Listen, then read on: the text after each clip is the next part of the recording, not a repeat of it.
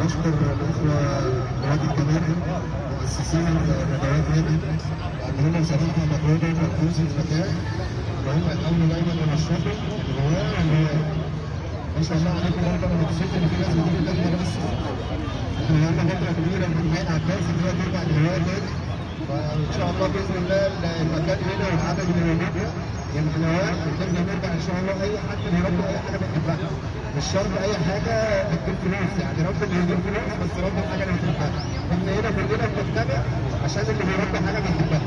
فنفسي الناس كلها تجتمع. احنا زي ما انا بقول كده ايه، رب اللي انت عايزه واكسب زي ما انت عايز، بس احنا هنا جايين ايه، الناس اللي بتحب حاجه معينه بنتقابل مع بعض هنا.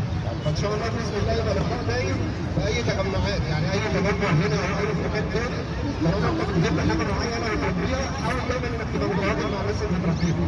ده هيفرق جامد في استمرار الموضوع. الموضوع بيختفي امتى؟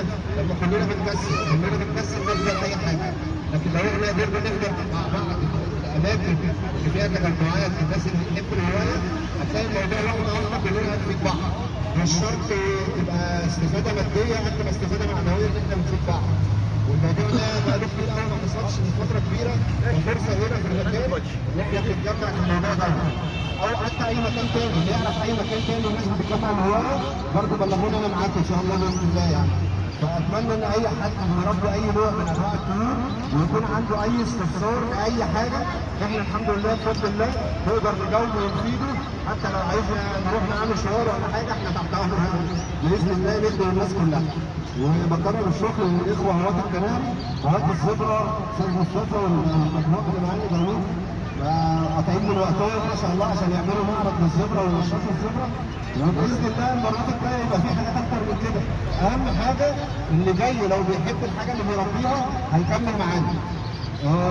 ما بيكملش معانا يبقى هتلاقيه مشغول في حاجه ثانيه وبرضه اهلا وسهلا بيك اي وقت. فرجاء الاخوه الموجودين كلهم ان احنا نهتم الفتره الجايه ان احنا نجتمع على حب الحاجه اللي احنا بنربيها. في اي مكان فيه تجمع للحاجه اللي احنا بنربيها زي ما انت قاعد كده احنا من 20 سنه كنا بنتقابل في صوره سيده عائشه بمجرد ان احنا بنحب نربي حاجه معينه. هو بيربي كناري انا بربي بس حد بيربي بطريق اي حد بيربي اي حاجه بنحبها احنا عايزين ننمي ده الفتره الجايه خاصه ان احنا بقى لنا كذا سنه شغالين في تجاره العصافير بس. يعني احنا الناس كلها بدات تجاره العصافير مره واحده كده وسابوا هوايه العصافير. انا بقول للناس تاجر زي ما انت عايز واكسب زي ما انت عايز لكن في الاخر دور على الناس اللي بتجيب الطيور زيك وحاول تحضر معاهم عشان ده هيفرق كتير ان الموضوع يتطور ويرتاح ويتطور في حاجات ثانيه اكتر. فرجاء يعني احنا تحت امركم في اي وقت في اي مكان هنتجمع فيه. احنا عايزين الناس دايما تبقى متجمعه وان شاء الله باذن الله ندي محاضرات عن الهوايه في وقتها الراهن وكانت ايه ورايحه فين لان برضه احنا مش عايزين نتجرجر الموضوع يبقى تجاره تاني.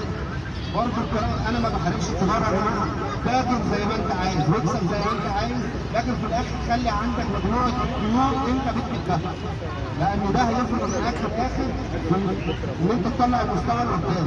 يوم ما نيجي نعمل هنا معرض للطائر اللي انت بتربيه هتلاقي مستويات كويسه ونعرف نبدل مع بعض ونعرف نجيب طيور من بره.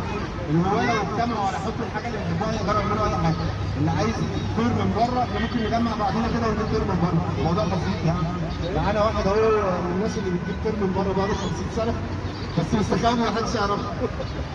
الموضوع بالنسبه لنا يا جماعه طالما مجتمعين على حب الحاجه سهل ان احنا نعمل اي حاجه. لكن في الاخر لازم نبقى مجتمعين على حب حاجه احنا عايزينها.